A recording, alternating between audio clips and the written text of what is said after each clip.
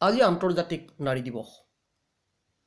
সমগ্ৰ বিশ্বজুৰি বিভিন্ন প্ৰান্তত আজি আন্তৰ্জাতিক নাৰী দিৱসৰ বিভিন্ন ধৰণৰ বৰ্ণাঢ্য কাৰ্যসূচী ৰূপায়িত হৈছে।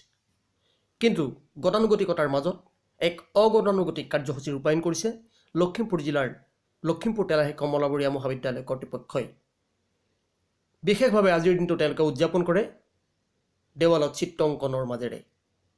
বিশেষভাৱে মহিলা সবলীকৰণৰ ওপৰত গুৰুত্ব দি মহাবিদ্যালয়খনৰ কৰ্তৃপক্ষই আজি মহাবিদ্যালয়ৰ দেৱালত এনেধৰণে ছাত্ৰ ছাত্ৰীসকলৰ দ্বাৰা দেৱাল অংকন কৰা দৃশ্য আছিল সঁচাই এক ব্যতিক্ৰমী প্ৰয়াস। আজিৰ এই দেৱাল চিত্ৰ অংকনসমূহত ঠাই পাইছে বিশেষভাৱে মাদাৰ টেৰেছা, কনকলতা, মূলা গাভৰু আদি দেশ বিদেশৰ বিভিন্ন ধৰণৰ মহিয়সী নাৰীৰ চিত্ৰসমূহে। নাৰী দিৱস উপলক্ষে বিভিন্ন ঠাইত সভা সমিতি অনুষ্ঠিত হৈছে। কোনোবাই কাৰোবাক সম্বৰ্ধনা জনাইছে, সেয়া হৈছে এক গতানুগতিক প্ৰয়াস।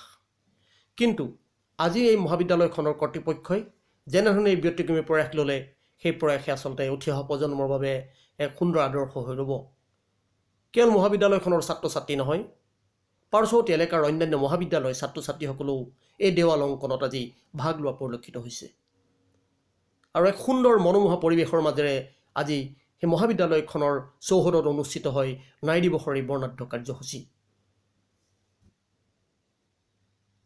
দেৱালত সুন্দৰ সুন্দৰকৈ ছবি আঁকি সৌন্দৰ্য বৰ্ধন কৰাই নহয়, আজিৰ দিনটোৰ তাৎপৰ্য উপলব্ধি কৰি সেই দেৱালসমূহত বিশেষভাৱে অংকন কৰা হৈছে মাদাৰ টেৰেছা, কনকলতা, মূলা গাভৰু আদি দেশ বিদেশৰ সেই ত্যাগী মহিয়সী নাৰীসমূহৰ চিত্ৰ।